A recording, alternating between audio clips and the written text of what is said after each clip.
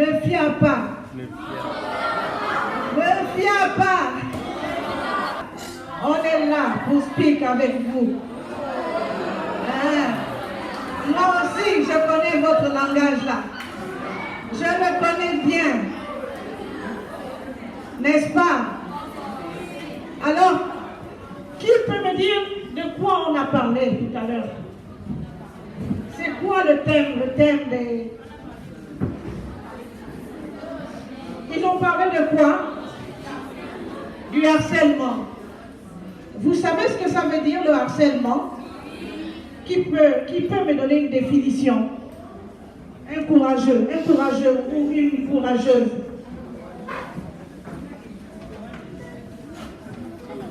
Ne fiez pas, nous sommes là pour vous. Mani, ne fiez pas, debout. On est là pour discuter avec vous. Le harcèlement, c'est quand quelqu'un t'embête sur quelque chose régulièrement. Voilà. Par exemple, si tu arrives le matin et que l'autre te voit avec beaucoup d'argent, il va te demander ça pendant toute la semaine. Et si tu ne lui donnes pas, il va par exemple te taper, t'insulter, t'humilier. Voilà, c'est que c'est le harcèlement. Qui d'autre? Qui d'autre? Un courageux ou une courageuse?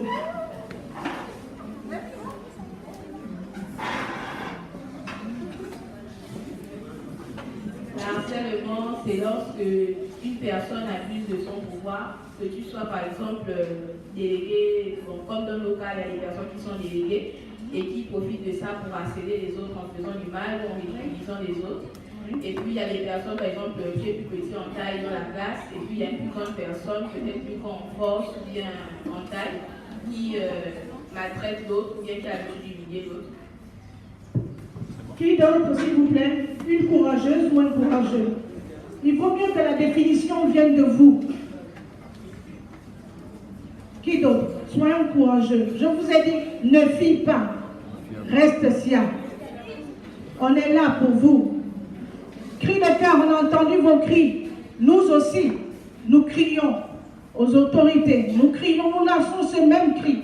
Pour vous, pour nous et pour tous vos parents, pour le corps professoral. Alors, qui d'autre peut encore nous donner la signification du harcèlement?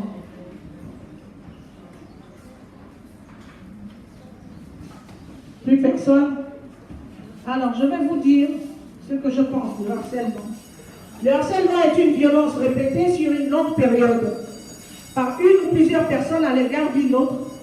Les attaques peuvent être verbales, physiques ou psychologiques, avec des séquelles ou des conséquences telles que lésions corporelles issues des bagarres, des difficultés de concentration, problèmes de sommeil, estime de soi qui s'affaiblit, l'isolement parce que les camarades ne le soutiennent plus, le rejet, le silence, voire l'abandon scolaire. Et la caractéristique de ce harcèlement, c'est la répétition. C'est le rapport de domination, comme vous l'avez vous-même si bien dit, et l'intention de nuire. Et les victimes sont généralement silencieuses. Et nous, nous sommes là pour vous aider à briser le silence. Vous pouvez acclamer pour vous-même.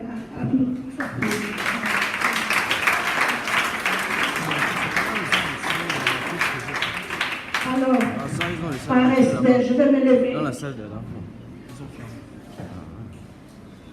Pour faire le discours.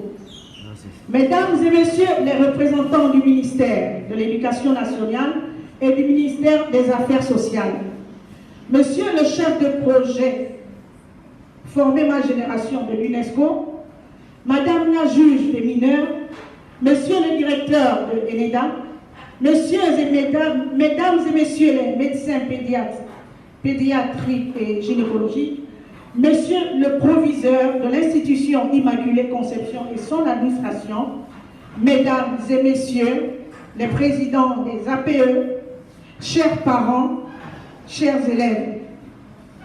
À l'occasion de la Journée internationale du harcèlement en milieu scolaire célébrée ce jour, l'association Cris de cœur contre le harcèlement en milieu scolaire saisit cette occasion pour vous sensibiliser sur ce phénomène. Nous tous, adultes comme enfants, Passons et continuons de passer par l'école, un lieu où l'on doit acquérir l'instruction et souvent même un complément d'éducation. Normalement, et pour la majorité, tout se déroule sans trop de haine.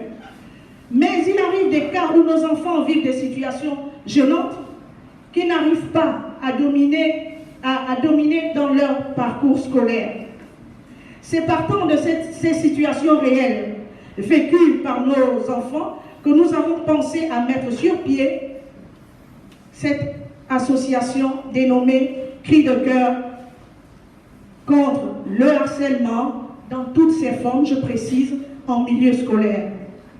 Je voudrais ici rappeler que tout le monde peut être victime ou auteur du harcèlement, donc tant l'adulte que l'enfant, ce qui signifie que Cris de cœur que nous sommes à l'ambition d'aider aussi bien l'adulte que l'enfant et même la victime et l'auteur.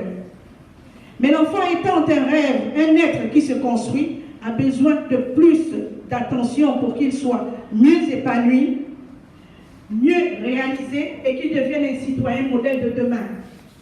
Il a donc besoin de plus de protection et de compréhension. Or, c'est à l'école et à la maison où l'enfant doit se sentir sécurisé. Malheureusement, en discutant avec certains qui ont accepté de s'ouvrir à nous en tant que parents, nous remarquons que certains vivent des souffrances inouïes, inimaginables. En effet, certains sont victimes de harcèlement moral, physique, psychologique, de violence, de brimades, et entre autres. Il faut noter que certaines formes sont si subtiles qu'elles sont souvent difficiles à déceler. Et lorsque nous nous en rendons compte, l'enfant a subi des ravages qui peuvent le conduire à la dépression, le manque d'estime de soi, l'insomnie, l'abandon des cours, le rejet, l'isolement et le suicide. Ces actes doivent être perçus comme des appels au secours que nous devons entendre pour restaurer la confiance, le manque d'estime, la réussite scolaire, et tout cela passe par l'écoute et la proposition des solutions idoines à chacun des cas. Voilà l'objectif, certes ambitieux, que s'est assigné le CCHS, donc le cri de cœur contre le harcèlement en milieu scolaire. Pour ce faire, il s'est entouré des spécialistes qui pourraient l'aider dans cette démarche. Notre cri de cœur est lancé au pouvoir public, aux parents, aux éducateurs et aux enfants, car c'est en travaillant en bonne synergie que nous parviendrons à réduire considérablement ce phénomène en milieu scolaire qui mine la vie de nos enfants. Je vous remercie.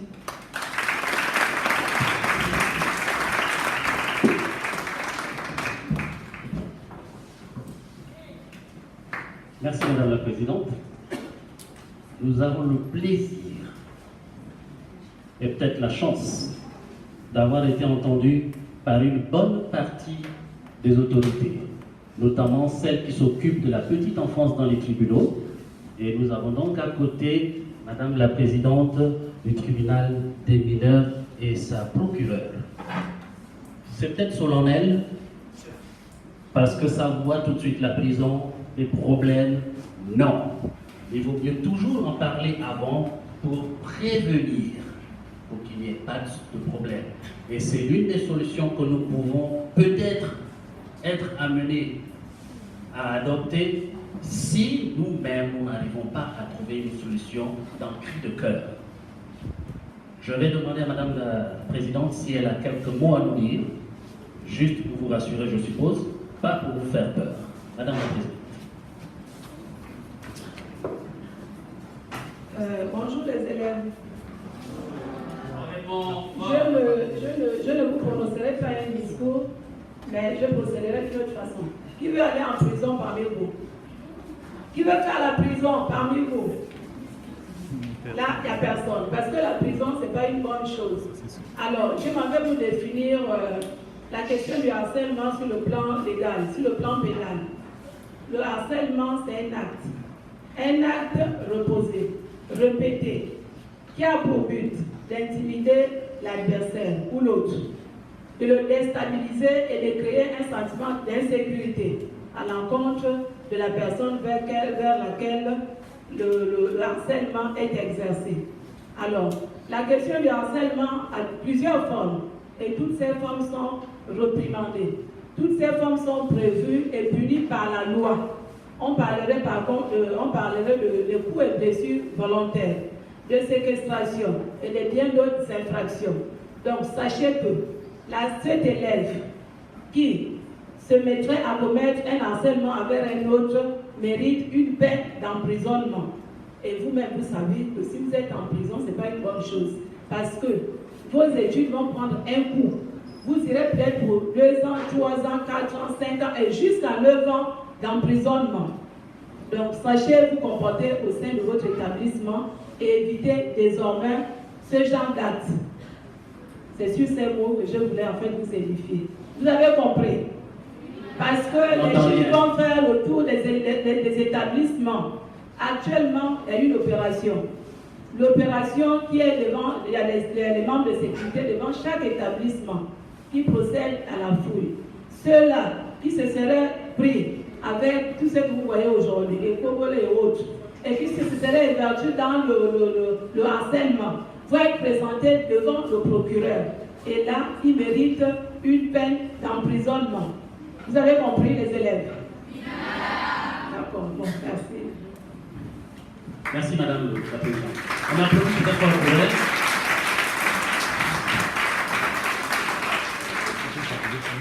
Pourquoi on applaudit? On applaudit parce qu'elle nous a éduqués sur quelque chose. Il ne faut pas se mettre hors la loi. Il faut souvent écouter la plupart des adultes qui essayent de vous mener sur le droit chemin. Oui, il y a des glissades parfois, c'est vrai, mais il faut essayer de les éviter au maximum. Nous avons également ici en salle le représentant de l'éducation nationale. C'est notre ministère de tutelle et nous allons donc lui donner la parole pour quelques mots, monsieur le président. Merci, monsieur le président de l'association des parents d'élèves. Madame la présidente de l'association Cri de cœur contre le harcèlement en milieu scolaire, monsieur le proviseur de l'institution Immaculée Conception, distingués invités, mesdames, messieurs, chers élèves et parents d'élèves.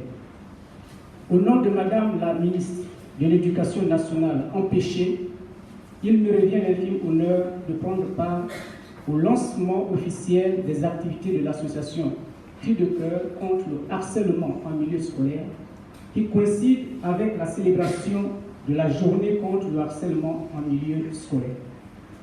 J'adresse mes remerciements à madame Marie-Florentine Dembe, présidente de l'association, qui a bien voulu mener des activités de sensibilisation au sein de nos établissements.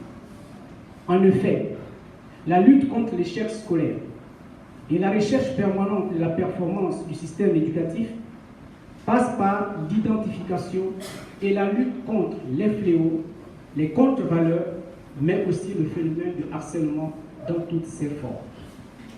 Il me plaît, à l'occasion de cette cérémonie, de vous transmettre les encouragements du président de la République, chef de l'État, son Excellence Ali Bongo Ndimba, pour qui l'éducation, la formation et la sécurité et l'épanouissement de la jeunesse gabonaise est une préoccupation majeure. C'est pourquoi, Madame le ministre de l'Éducation nationale, Nadine Patricia Anguille et épouse Obama, salue les initiatives des partenaires de l'éducation comme vous, Cri de cœur, qui œuvrez et contribuez à l'épanouissement des élèves qui sont aussi nos enfants. Madame la Présidente, recevez les encouragements de toute la communauté éducative et que nos vœux de succès vous accompagnent dans le déroulement de toutes vos activités. Je vous remercie. Merci, monsieur le président.